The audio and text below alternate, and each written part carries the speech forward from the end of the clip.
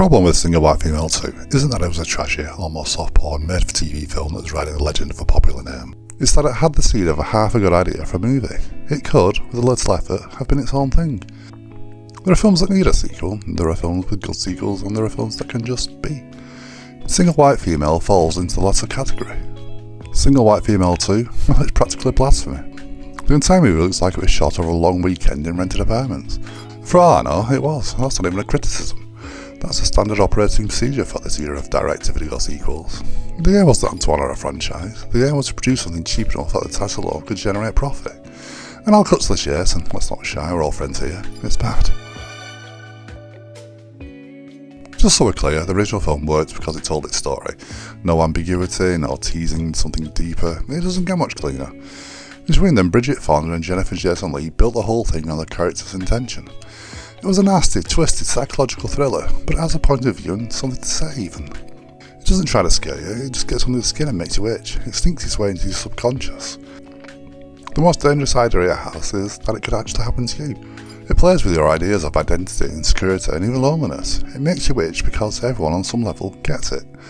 So much so that it was practically a meme before memes were memes. The title of the film became a catchphrase almost. If you say the film in a certain way, people know exactly what you meant by it, even today. The words single white female have become part of pop culture. TV shows and movies have both riffed off it. Does anybody else think Faith is creepy? No, but I'm the one getting single white femaled here. The sequel? It has zero interest in any of that.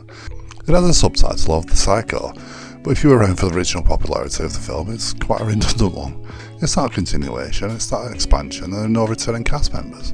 There's no narrative or thematic connection, it's just the title left to do all the heavy lifting. To give it some credit, it just tried to set up a little mystery, but barely.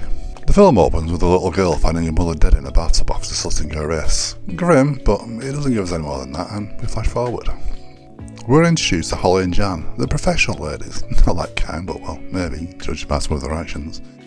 Jan sabotages Holly in both work and personal lives, so she decides to move on, starting by finding a new place to live. She scouts the ads looking for somewhere, ringing out and deciding against all the most favourable ones, until she hits one looking for SWF. Enter Tess, the lady with the spare room. From here we get little nods and winks from the story about the little girl at the beginning of the film. Holly and Tess both hint towards a dark past, more than once, so we're given a little intrigue. They become fast friends and Holly moves in. Life is good until Jan manages to throw a spanner in that relationship as well. For, well, I'm not sure why. Power bitch plot moves, I guess. Anyway, this just forces Holly and Tess to become closer. Tess gets a little weird about it all and then eventually shows up having died of her the same as Holly. I wish I could say it was a shock, but no. And then predictably, it all goes downhill from there really. We learn that little girl from the start of the film was Holly, and so it comes to pass. We're about a third of the way into the film at this point, and the film shoots its one shot early. It had a reason to keep you watching when it was keeping you guessing, and then nothing. From that point on, the rest of the story plays out exactly as you'd expect it to go. I don't want to ruin it for you completely, I mean, I realise I've just kind of given the best chance I had of surprising you, but they did it first. The name and launch were pretty much pointing in the right direction to begin with anyway. And to be completely fair, it's because of that name I'm giving it more of a hard time. Still worse than a lot of other of these kind of movies, truth be told. Those movies kind of expect to go out and die and live in burging bins. This one tried to ride it in.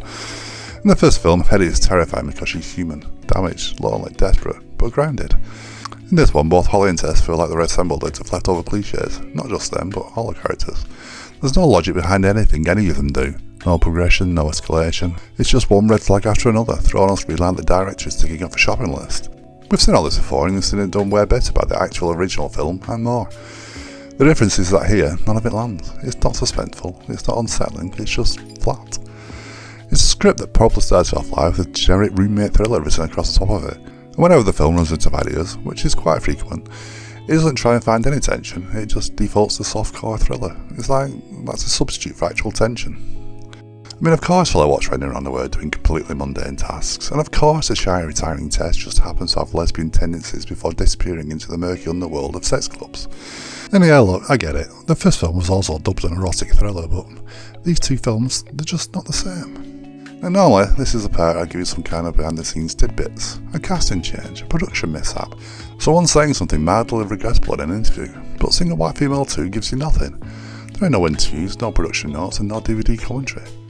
Not even a half-hearted IMDb trivia entry claiming someone improvised a line, or that the opening logo of the film looks like it was done with word art by the work experience kid at the graphic design firm. And that might be the most telling thing about this film. Nobody involved ever talked about it, nobody documented it, and nobody cared enough to invent trivia for it. The only interesting fact about Single White Female 2 is that it left no interesting facts behind.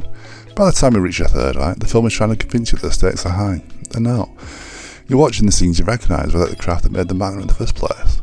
The final confrontation should mean something, or at least try to imitate something that once meant something. Instead it fizzles out with a resolution that feels like everyone involved just wanted to go home. And that brings us to the real problem. You can make a sequel to almost anything, if you understand what made the original work. This film doesn't. It's not interested in psychology or character work or even tension. It's a template thriller with a franchise label glued on the front. It's a simple enough truth. Single White Female didn't need a second chapter, and if it ever did, this is not the chapter you write. This is a rights maintenance exercise, pure and simple, a contractual shrug. The cinematic equivalent of reheating something you didn't enjoy the first time, just because it's there. So, Single White Female 2, unnecessary, unwanted, uninspired. And it could have actually been more if it just followed through on itself a little. If you like this video, then drop me a like and let me know. Subscribe as well if you want while you're there. Oh, don't, I'm not going anywhere. Anyways, I've been Paul and this was Franchise Vlogged. Thanks for watching.